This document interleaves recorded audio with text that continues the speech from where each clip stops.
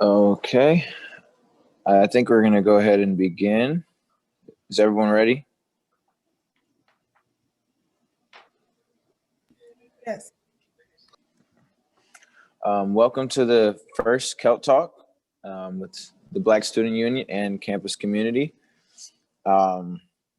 So basically, we're going to have speakers come on here and speak about certain topics. We were supposed to have another representative here, but I'm filling in.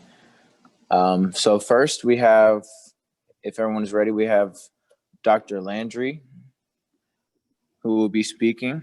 Dr. Landry currently serves as an assistant professor.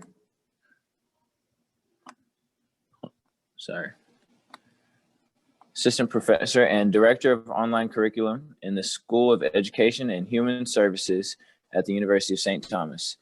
Dr. Landry holds a Bachelor of Arts degree in English from Dillard University in New Orleans, Louisiana, and then went on to earn both a master and doctorate of education degrees in educational leadership from Texas Southern University. Dr. Landry's research agenda began in 1993 as a Ronald McNair Scholar at the University of Southwestern Louisiana, where she began to focus on multicultural and urban education. She has served as an educator, national and local consultant, leadership coach, and administrator in K-12 to higher education for over 20 years. Through her work with the nonprofit organization Houston A+ Challenge, Dr. Landry has coached and developed present and aspiring school leaders to become principals and superintendents. She is also the founder of K-16 Educational Consulting Services, as well as a Region 4 program field supervisor for principal certification. Dr. Landry has worked nationally for Chicago Public Schools through an initiative by Mayor Rahm Emanuel to develop urban schools into international baccalaureate, middle years, and diploma world schools. She has consulted locally in Houston Independent School District, Aldine Independent School District, Fort Bend Independent School District, and Cypress Fairbanks Independent School District. Dr. Landry is also a trained practitioner in curriculum design and development, international baccalaureate, middle years and diploma program, instructional strategies, and educational leadership. She has served as an adjunct professor for Texas Southern University in the master's program for educational leadership and is a member of the Texas Southern University College of Education Advisory Board. So with that, I'm going to go ahead and give the floor to Dr. Landry. Could everyone mute themselves? And Jason Kirk, could you share Dr. Landry's screen if she needs it?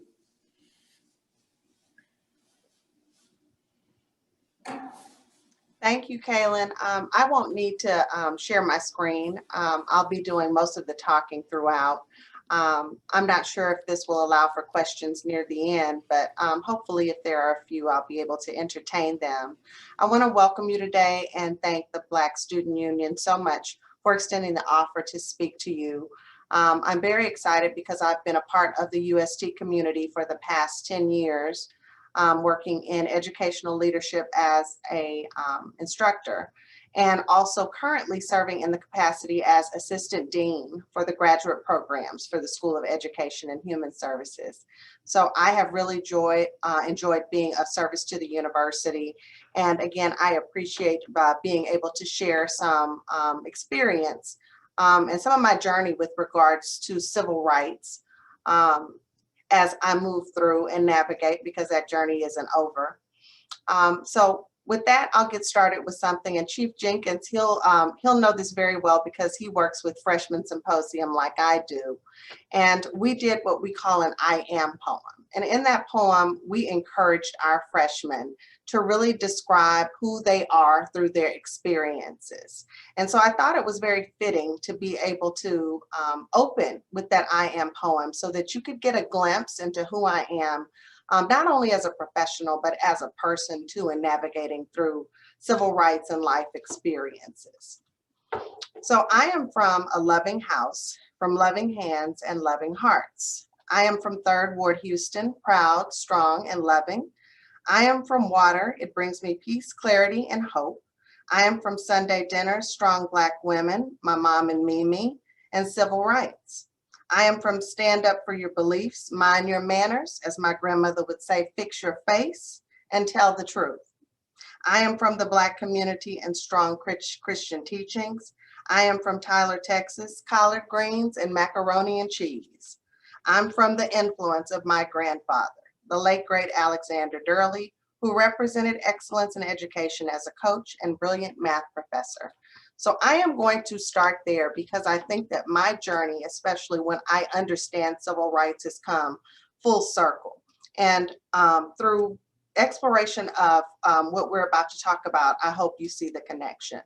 My grandfather was the late great Alexander Durley, who was the head football coach and mathematics director for instruction at Texas Southern University.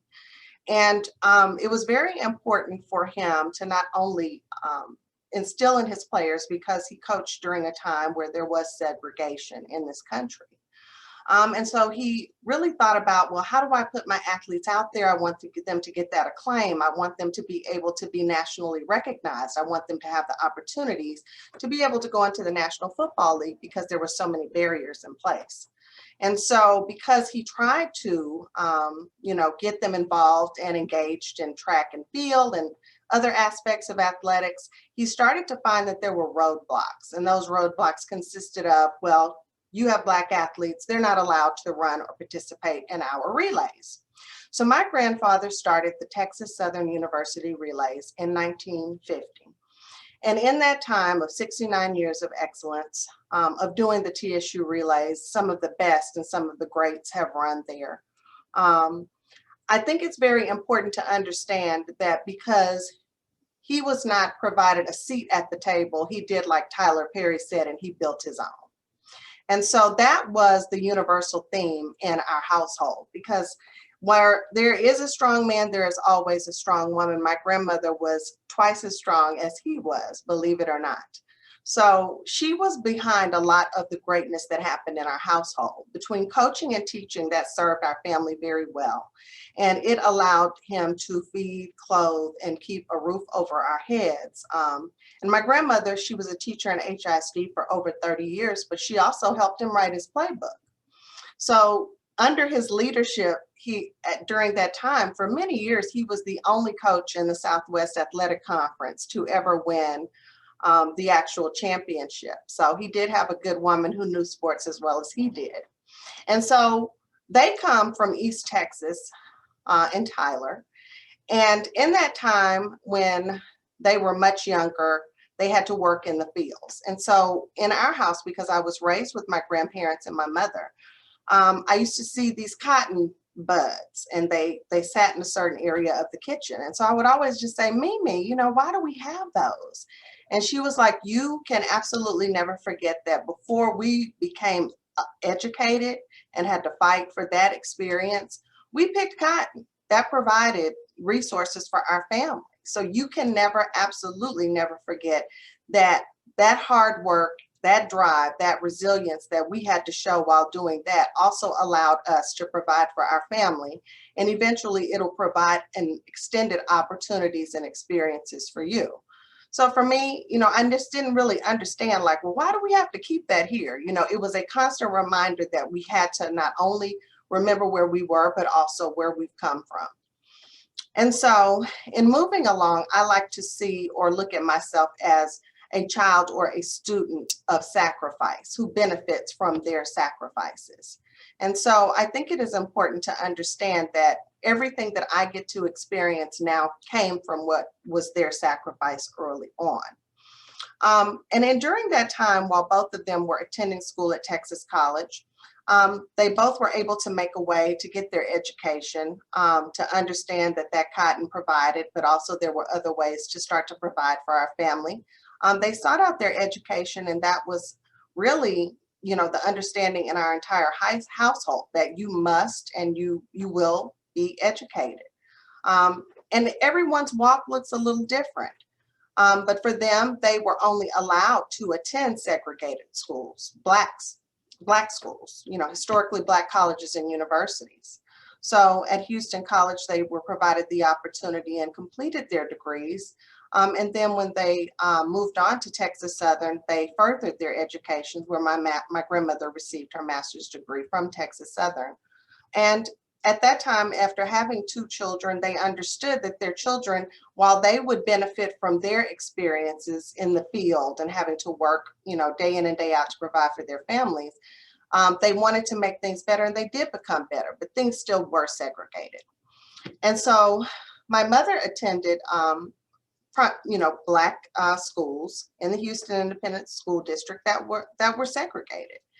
And in that time, she always, just thought about like how different she wanted things to be.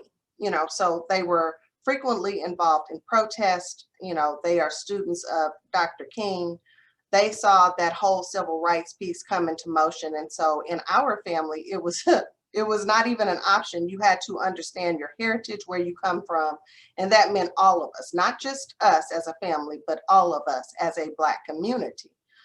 And so understanding that impact as I was growing up, it was just so interesting because I benefited from their sacrifice. And benefited can be twofold because, I was able to attend on minority to majority transfer schools like River Oaks, school like Lanier, school like Lamar. But after all of those experiences and attending those schools during those formative years, I made a very conscious decision that I would attend all HBCUs for my college journey. And here's why: because that experience came back full circle. That civil rights piece was always embedded within me. While I had received the opportunity to attend some of the best schools in the city through their sacrifice, it was very important that I remember the Texas Southern was home. So a lot of people always say, well, Nikki, why don't you teach at Texas Southern? Why don't you work there? I do. I give, there's a fellowship in the name of my grandparents there that my mother and I sponsor. I serve on the board for the College of Education. Texas Southern is home, but UST is what's going to grow me and grow my students. I see so many students that I want to encourage that look like me, so that they understand there is another face in the crowd that has had similar experiences. I mean, I could go through the run of the gamut from the microaggressions to feeling like I am the only person of color in the room. And when a question is asked of me, I am supposed to speak for the entire Black or brown experience, which I cannot do. I can only speak to my experience as a Black woman. And I feel that there should be other seats at the table. Or maybe eventually we need to build a different type of table that allows for us to have some culturally responsive food nourishings to help feed our soul in that diversity that can sit at the table with me. So I think it's very important when I think about that civil rights piece is that it comes full circle. And sometimes, you often hear from people, well, why don't we just forget about that? Let's pretend it never happened. Why don't we just move on from that? Well, you can't forget about that, and you can't move on from that if you understand that those experiences, even if you didn't have them and your parents had them, they shape the experiences you have in the future. So it's very important to understand that in your journey and understanding that civil rights was just not a time period where we think of Martin Luther King, we can't think of JFK, we think of LBJ, we think of, all of those people, and that was that time. Civil rights is every day in this country. I teach in the educational leadership program, so I prepare people who eventually will become principals or superintendents. And that is one of the things that I walk them through in terms of coaching them. Like, why are you really doing this work? Because if you're not in this business for service to others, to fight for student civil rights, because the special ed piece is a big civil rights issue that's going on right now, and fight for students who are in marginalized communities who do not get the same income and funding, you're in this for the wrong reason. It's not a desk job. It's not a, well, I'll sit from back here and hope to just delegate to everyone and hope and pray that it happens. You have to get in the work and you have to understand people and you have to meet them where they are. So I think, you know, a few things are important in understanding your journey and where you are in it. Number one, you cannot sit and rest in your laurels and think that everything that happened at a time is no longer happening now, because we're, you know, determined to repeat ourselves if we do that. I think the second thing is we have to be very open and honest about who we are in order to serve others and speak to that civil rights component. It can't be sugar-coated. You cannot just, you know, hope that people grasp the concept. And you can't, everything that is a hashtag is not just a hashtag without action. So I think that those two things are very important when we recognize where we are. And, you know, for me and my journey, I understand that everything that came before me and what my parents fought for and wanted to see, I have been a child of that sacrifice. So thank you so much. I've enjoyed speaking with all of you. I hope that you all glean something from this and understanding what your experiences are and how your family has sheltered certain things towards you really make a difference, and how you deem and how you service others, especially with regard to marginalized populations and civil rights. Thank you. Thank you. Thank you, Dr. Landry. Does anyone have any questions? No questions? Okay. We're going to go ahead and move on. Thank you so much. We're going to go ahead and move on to our next speaker. Dr. Scott. Dr. Scott, are you in here?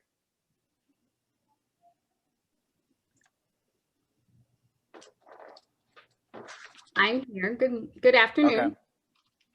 Okay.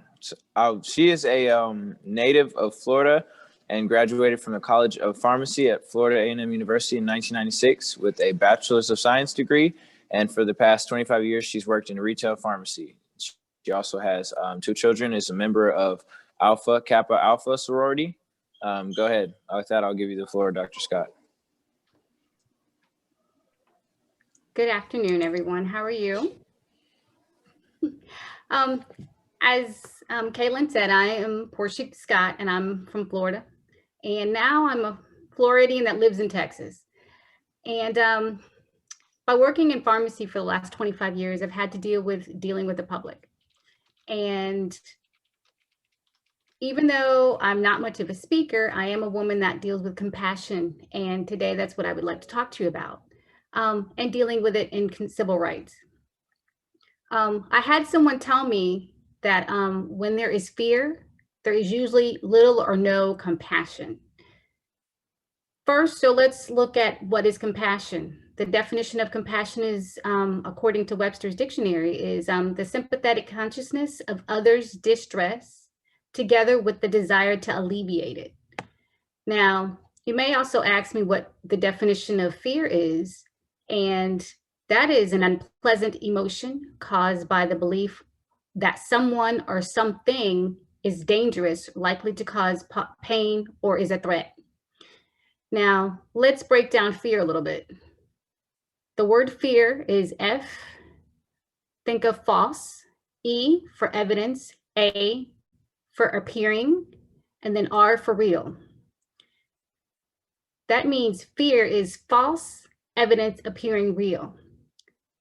Now, when I think of fear and compassion, I think of some examples that we've had throughout history where we deal with the civil rights movement.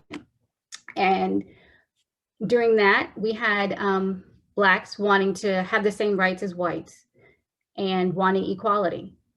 Well, when we look at that, we think of our skin as being no different than anybody else's, and that our blood is the same color. So in that time, we had a lot of people that seemed to be afraid of the change and equality. But with compassion, things grew and got better. One of the other examples that I've seen is going to be about police brutality and violence against Blacks.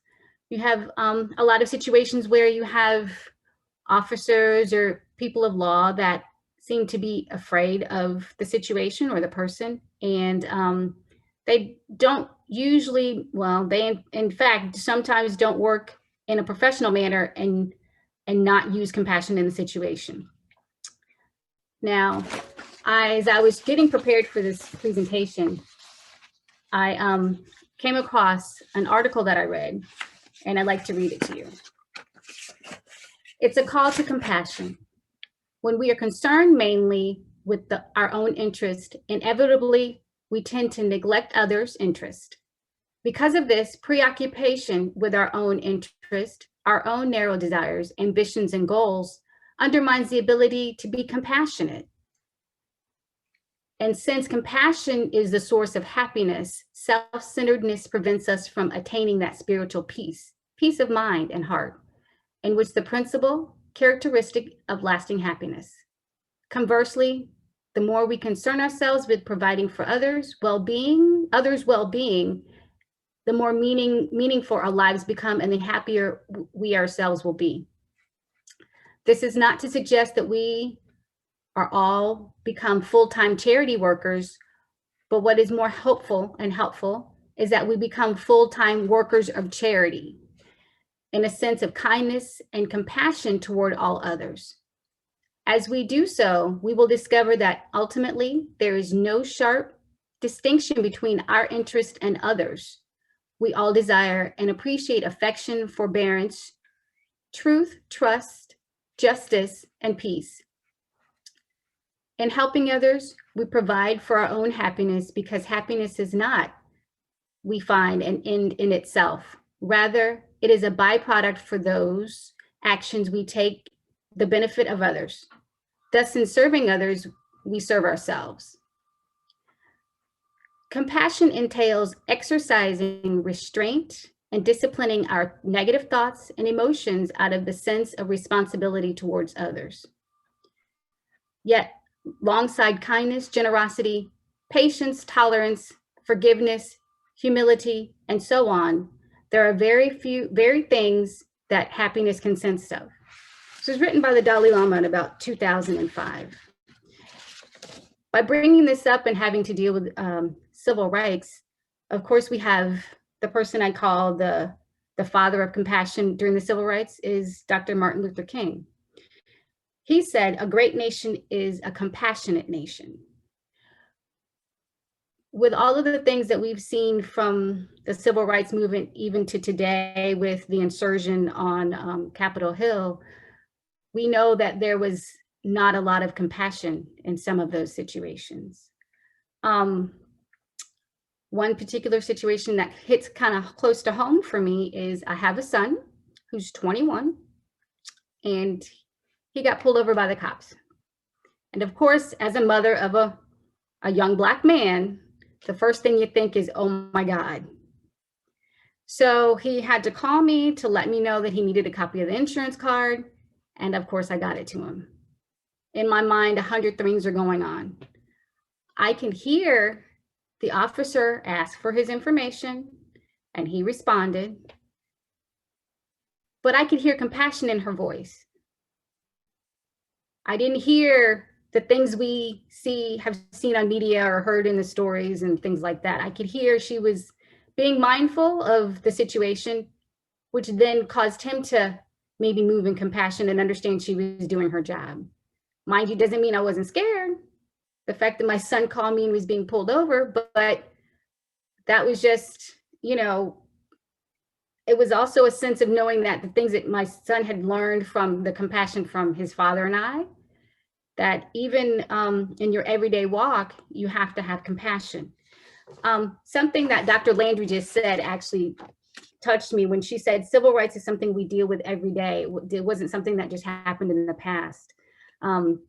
It is something we deal with every day.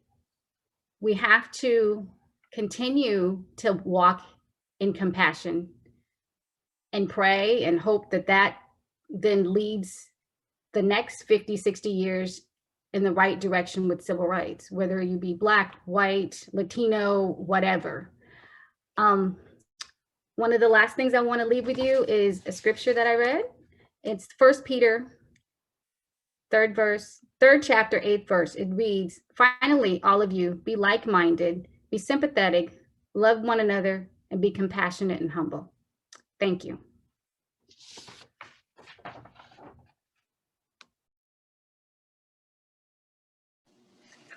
Thank you so much, Dr. Scott. And with that, does anyone have any questions? Oh, I have a quick question. So, as those of you who don't know, I've worked with Portia Scott, and she's very sweet, very compassionate young lady. And but my question is, throughout your years working in a pharmacy, how have you dealt with, like, the racism and discrimination, either with patients or coworkers? And what do you have to say for people who face discrimination now? Good question, Emily. Being that I have worked in all over in Florida and now here in some areas in Texas, I've had some patients that have come in and one not only see me as being a Black woman, they see a young Black woman, and I've had patients, male patients, come and look and say, "No, I want to talk to the male pharmacist." It's like, well, there isn't a male pharmacist here, so let me be able to try to help you. And in those situations, because I had to lead with compassion, I mean, mind you, I'm working for a professional company and I have to kind of step out of that role of, okay, being a Black woman, I'm here to help this person. So situations could have gone completely the wrong way. I have had some customers that have come in and did not want to deal with that girl or that colored person. I've had that as well.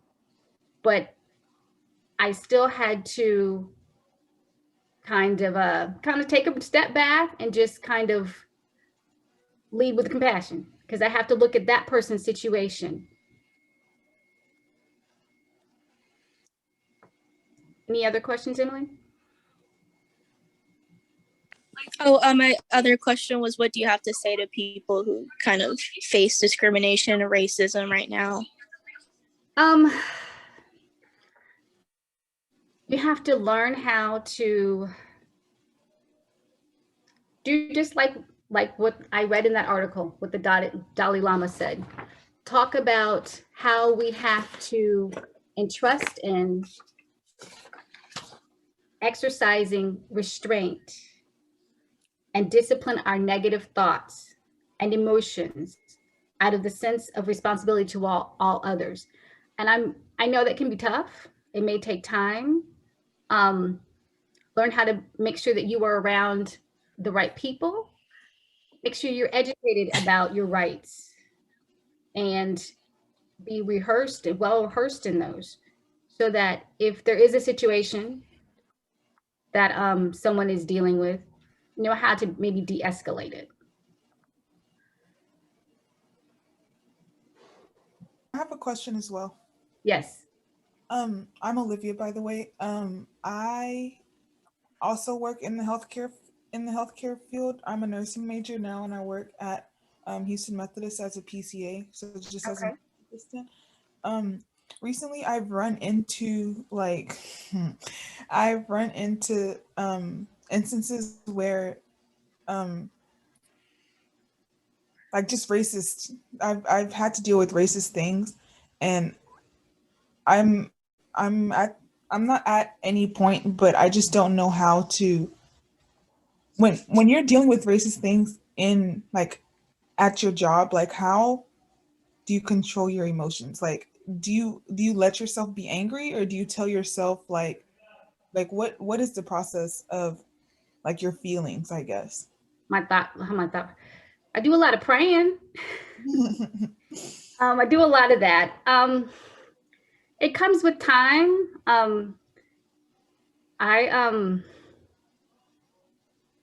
I usually have to take a step back. I actually had a situation yesterday. It wasn't necessarily a racist situation, but it still can kind of bring up the same kind of emotions.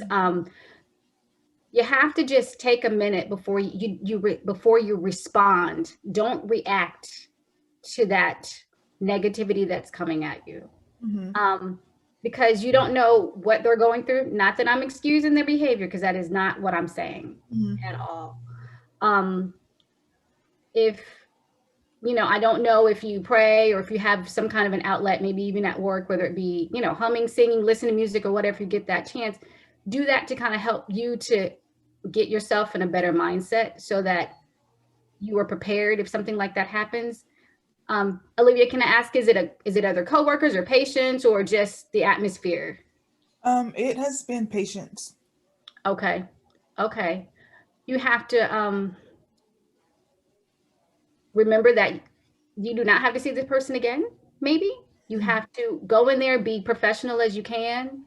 Sometimes go in with the medical mindset or with the science mindset.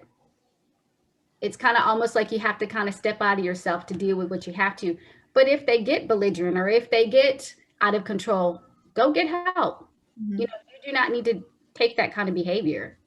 That, you know, that it shouldn't matter what race you are, what gender you are, or anything, you know, that you don't deserve that kind of treatment. But a lot of it is praying and kind of just saying, okay, you know, let me take a moment if you need to step out of the room with the patient or, you know, that sort of thing. But get yourself together first so that you can handle that. So when we're talking about like compassion and things related to it, or I don't know, I can't remember the other words that you were using interchangeably with compassionate, but so with compassion, is there like, are you ignoring the feeling of anger, or No. are you okay? No. Don't mean to cut you off. No, you know, you may have to take a moment once you've dealt with whatever situation is and find an outlet for that anger, a healthy outlet for that anger. Okay, so it's just about the response to the, Right. Okay. I think that's what the initial part is you have to, because patient comes in and slams her prescription on the counter. I'm the only person in the pharmacy. I can either help them, maybe ask them if they would like to see somebody else or go somewhere else, but I still have to, in that moment, I have to respond professionally. And by having a background of compassion and working on that over time, it has helped. So I mean, it's something you have to practice. Yeah. Especially nowadays, because it is very different. People will say and do whatever they want. You know, years ago when the civil rights movement was on, our morals and our standards were different. And maybe you were brought up with, you know, those things were instilled a little bit differently. Nowadays, it's a little bit different. You know, everything's in the media, everything is out in the forefront. You still have to kind of go back to, okay, help you be able to walk that walk and deal with those type of people. You have to learn how to, okay, let me take care of the problem at hand right now. And then if you want to be angry later or whatever, you know, write it down, go for a run, take a walk, talk to somebody, you know, and if that patient is somebody you're going to see again, let your coworkers know or your boss or whatever know, so that, you know, they can be aware, so they can maybe help, maybe either you not have to help that person or, you know, be able to help you navigate through that situation. All right. Thank you. You're welcome. Anyone else have any questions? I don't have a question, but I wanted to comment. My name is Claudia Baba, and I'm so glad you all put this together, and it's nice to meet you, Dr. Scott. I'm the study abroad advisor, and I teach as an adjunct in the Center for International Studies. And I'm a person of color. I come from the Middle East. I was born in Jerusalem. Okay. My background is Palestinian Christian.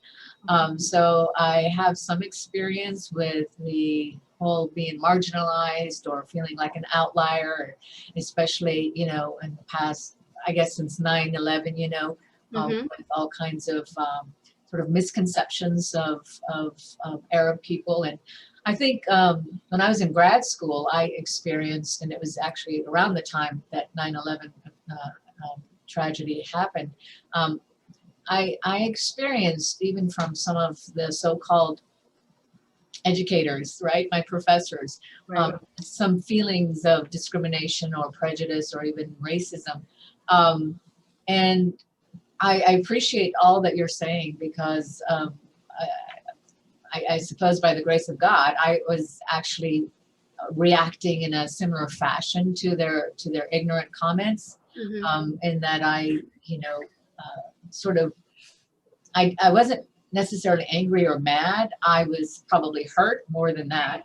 And I kind of notched it up to they're just being ignorant. And so there's a bit of onus or responsibility on my part to, educate them, really. Right, exactly. Mhm. Exactly. Yeah. It's like you don't know what somebody else is going through, but you don't know what tools they were given and how they were taught. That brings to the forefront, like I said, about the Capitol Hill insurgent. I'm not a political person or whatever, but we've seen how somebody in power that doesn't have compassion can kind of lead people to believe something that's not maybe true, and how people react as opposed to responding to, okay, maybe why not, let me find out this information, instead of just blatantly learning, just hearing this information and say, I'm just going to react on it. Right. You have to be educated to be able to use compassion so that you can walk this walk that we have to walk now with the inequality and the rioting and and I'm not saying, like I said, we all have that get angry or upset inside, and maybe like it's hurt, and some people act out that way, but there's still we still have to all have another side of compassion in there too, to be able to understand both sides. So Absolutely. Yeah, you have to wonder what components or what form that perception the person has. Yes. And then exactly. how do you help shift or change that perception that they have of me, kind of thing. And it takes a lot of patience, and it takes a lot of strength, and it takes a lot of it takes a strong constitution to not have to be terribly wounded by the comments and the treatment. So I think a strong sense of self, and that's why I really appreciate what you're imparting with us, and what Dr. Landry shared with us, that sense of identity that's really strong. It helps you sort of thwart all the possible negative We stuff have so many things coming at us. I mean, from TV to media to and I blessing and a curse in the social media and things, and it depends on how we look at it, but it goes a lot with how the morals and standards and things that we have going along, but some people are not taught those skills and don't know how to pass it on. So those of us that can help that process, we continue to all need to do it. I'm glad that we have maybe a new administration in the White House that's trying to be equal in everything, or trying to at least give everybody a chance. I guess that's what, more, that's part of being compassionate. So thank you. Any other questions?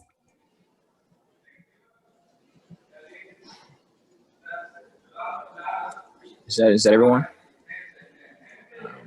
Okay. Thank you so much, Dr. Scott, for your story and giving your perspective from the medical aspect of this. Could everyone please drop their names and emails for the raffle that we're doing at the end of these Celt Talks? Just drop them into the chat, please.